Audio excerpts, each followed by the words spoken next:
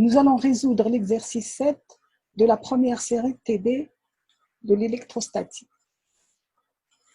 Donc, dans cet exercice, il s'agit de calculer le champ E en un point M de l'espace créé par une distribution sphérique de charge. Donc, une sphère chargée uniformément de rayon R. Donc, le repère le plus approprié ici, il est évident que c'est le repère, ça va être le repère sphérique.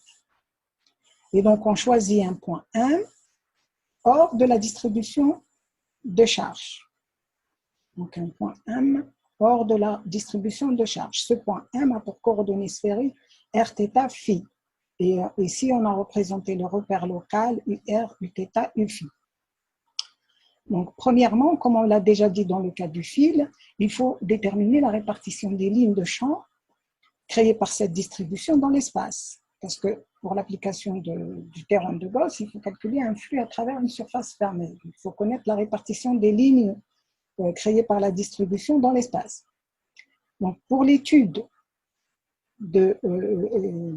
justement pour trouver la répartition des lignes de champ ou bien pour trouver la direction du champ E en un point M, il faut étudier la symétrie de la distribution de charge.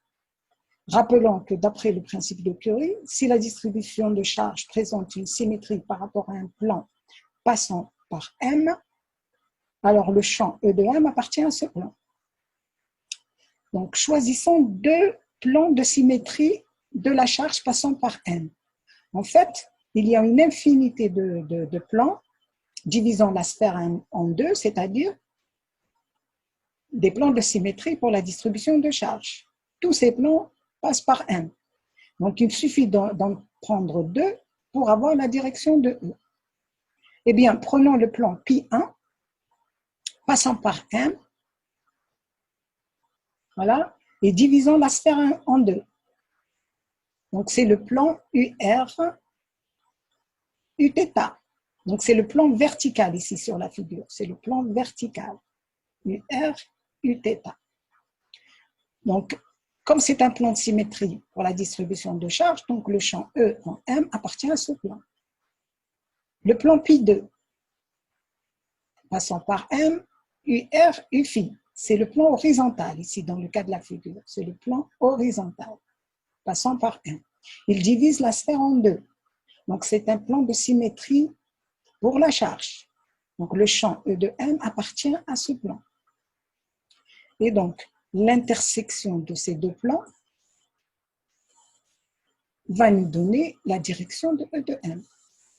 Donc, E de M va s'écrire E de M, UR. On voit bien que l'intersection, c'est le diamètre de la sphère, donc, suivre droite de vecteur unitaire UR. Et on le voit bien ici, UR, UR.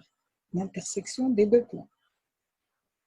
Maintenant, le E de M, il dépend des coordonnées de M, donc il dépend de R, θ et φ. Dans le cas général, dans ce cas-là, quelles sont les variables dont va dépendre E? Pour cela, il faut étudier l'invariance de la distribution de charge. Eh bien, comme la densité de charge, ρ, la densité volumique de charge, est constante, donc la distribution sera invariante par rotation autour de O. Ça veut dire quoi par rotation autour de O? Ça veut dire que si l'on tourne sur un méridien ou sur une parallèle, la charge ne change pas. Donc, la distribution ne dépend pas de la rotation autour de O, donc rotation sur un méridien, rotation θ, rotation autour de O sur une parallèle, donc c'est la rotation phi. Et d'après le principe de Curie, le champ ne va pas dépendre également de θ et de phi. Donc E ne va dépendre que de R. R étant la distance du point M au centre de la sphère. Donc, E de M va s'écrire E de R, UR. Il n'y aura qu'une seule composante qui va dépendre de R et il sera orienté suivant UR. Ça veut dire que les lignes de champ vont être radiales, comme ça, dans tout l'espace, vont être dirigées suivant les rayons de la sphère. Maintenant, choix de la surface de Gauss. D'après ce qui précède, donc si je prends un point M à la distance R, l'intensité du champ sera constante pour tous les points d'une sphère de rayon R. Et évidemment, la surface de Gauss sera une sphère passant par le point M et d'où l'on calcule, donc le champ.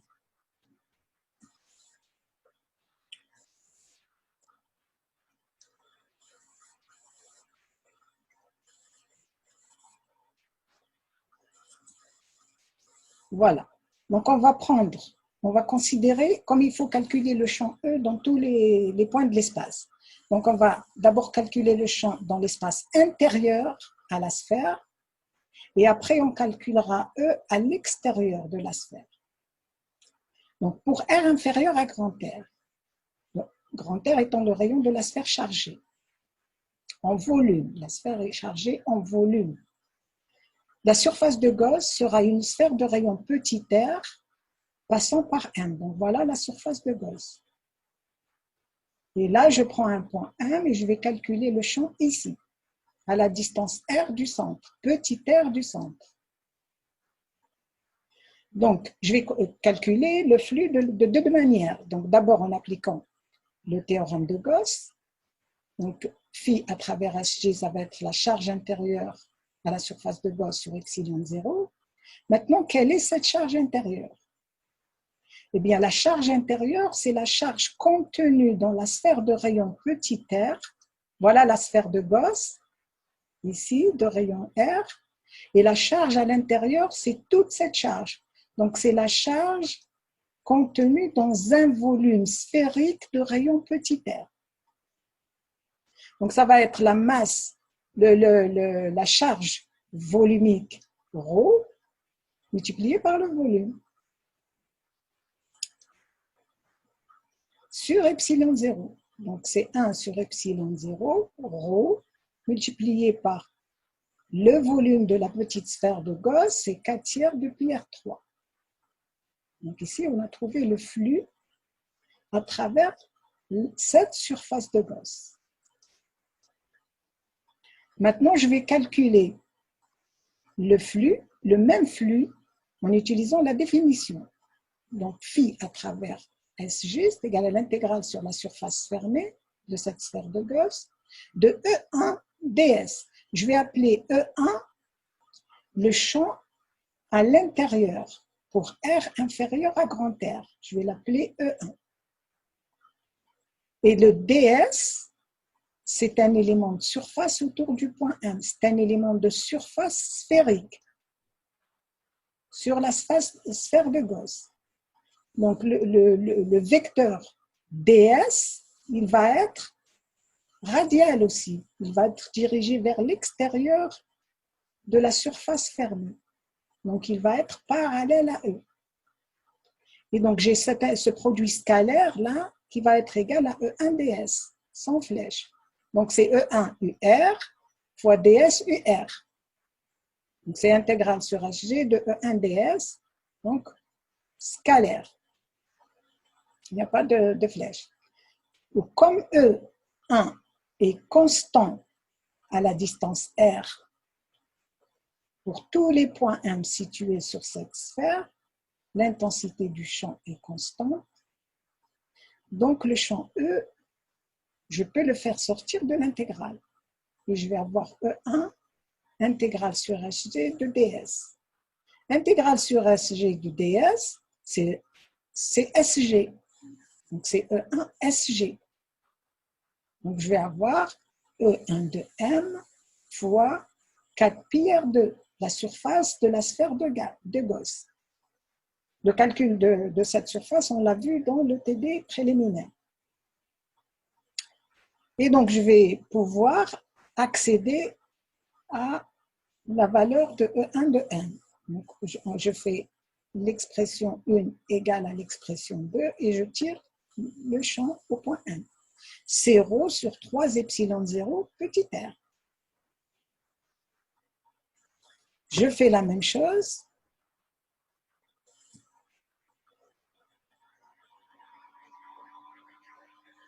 Je fais la même chose pour R supérieur à grand R. Alors maintenant, on va se placer à l'extérieur. Le point M est à l'extérieur de la distribution de charge. Et donc, je vais choisir de la même façon une surface de Gauss de rayon R, petit r, que je vais noter petit r, supérieur au rayon de la distribution de la sphère chargée. Et on va calculer le flux de deux manières différentes, comme on a fait pour le premier cas. Donc, phi à travers SG égale Q intérieur sur epsilon 0.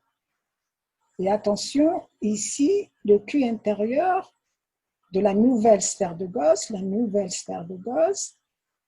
alors la charge contenue dans cette sphère, c'est toute la charge de la sphère de rayon grand R. Donc ça va être ρ V sur epsilon 0, donc égal à 1 sur epsilon 0 ρ multiplié par 4 tiers de pi grand R à la puissance 3. Le volume de cette sphère chargée. Toute la charge ici va être contenue dans cette nouvelle, à l'intérieur de cette nouvelle sphère de Gauss. Et donc j'ai phi à travers SG, donc, qui va être donné par cette expression en appliquant le théorème de Gauss. Maintenant, j'applique la définition pour calculer le flux à travers la même surface SG. Donc, c'est l'intégrale sur la surface fermée de E2 ds. Le E2, c'est le champ à l'extérieur, pour un point M situé à l'extérieur de la sphère chargée. Donc, c'est égal à l'intégrale sur HG de E2 ds. Donc, ici, le produit scalaire, les deux vecteurs sont parallèles. Donc, j'enlève les flèches. Et comme le champ à la distance R sur toute cette sphère, le champ va être, quel que soit le point M que je prends ici, et bien le champ E2 va être constant. Donc, je le sors de l'intégrale. Ça fait E2 intégrale sur HG de ds, et donc c'est E2 SG. E2 de M multiplié par 4 pi R2. La surface de la sphère de Gauss, la nouvelle sphère de Gauss. Et je tire E2, l'expression de E2 de M, c'est ρ sur 3 epsilon 0, R3 sur R2. Donc, je fais l'égalité entre ça et ça. Et j'en déduis E2 de M. Alors, ce qu'il faut remarquer, c'est qu'il y a continuité des deux expressions, c'est-à-dire de E, c'est-à-dire continuité du champ à l'intérieur et à l'extérieur de la sphère chargée. Pour la valeur R égale à grand R, c'est-à-dire ici à la surface. Donc j'ai E1 de grand R égale à E2 de grand R. Il suffit de remplacer petit r par grand R dans les deux expressions des champs E1 et E2. Et on obtient ρr sur 3 epsilon 0 égale ρr3 sur 3 epsilon 0 R2. On a la même valeur. La deuxième question de l'exercice, c'est le calcul du potentiel créé par cette distribution de charge. On utilise cette fois-ci la relation reliant V et E qui est dV égale à moins EdR. Avec dr en coordonnées sphériques, un déplacement élémentaire ou un élément différentiel de déplacement, dr égale à drur plus r dθ θ plus r sinus θ d phi u phi. Ici, là, on a vu dans cette expression a été calculée dans le TD préliminaire. Et comme E est égal à E de R et R, on obtient pour R inférieur à grand R, c'est-à-dire pour un point M situé à l'intérieur de la sphère chargée, dV1 égale à moins E1 dr, puisque le champ à l'intérieur c'est E1. Et on a V1 égale donc à l'intégrale de moins ρr sur 3 epsilon 0 dr plus une constante. Donc, c'est égal à moins rho R2 sur 6 epsilon 0 plus C1. Voilà l'expression. Et pour R supérieur à grand R, j'obtiens dV2 égale moins E2 dR. Ce qui implique que V2 est égal à moins l'intégrale, et ici je remplace le champ E2 par son expression, rho R3 sur 3 epsilon 0 R2 dR, plus une constante C2. Donc égal à, je calcule l'intégrale. Alors l'intégrale de moins dr sur R2, donc ça, rho R3 sur 3 epsilon 0, c'est une constante, je peux la faire sortir et je vais avoir l'intégrale de moins dr sur R2. Donc c'est 1 sur R. Donc ça fait rho R3 sur 3 epsilon 0 R plus une constante C2. Je peux tout de suite calculer la constante C2 puisque je suis à l'extérieur de la sphère chargée. Donc je peux poser qu'à l'infini, le potentiel est nul. Donc, si je pose qu'à l'infini, le potentiel est nul, et c'est une hypothèse légitime parce que la sphère chargée a un rayon fini, R. Donc, je peux dire qu'à l'infini, il n'y a pas de charge. Et donc, potentiel nul. Je peux prendre V2 de l'infini égale 0. Je remplace ici. Donc, je fais V pour l'infini égale 0 et je remplace ici R par l'infini. Donc rho R3 sur 3 epsilon 0 infini plus C2 égale 0.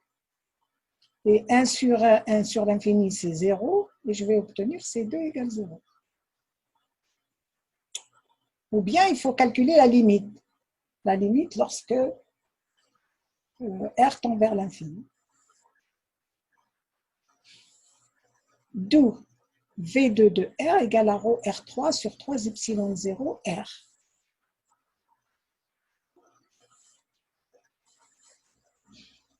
La recherche maintenant de C1. Recherche de C1. On a continuité du potentiel pour R égale grand R, donc V1 de grand R égale V2 de grand R. J'écris l'égalité des deux potentiels et j'en déduis C1, que je remplace dans V1. Et donc V1 de R va être égal à moins rho petit r au carré sur 6 epsilon 0, plus la constante C1, rho R2 sur 2 epsilon 0. Et voilà les deux potentiels à l'intérieur de la sphère chargée, à l'extérieur de la sphère chargée, pour un point M situé à la distance R de O, déterminés complètement.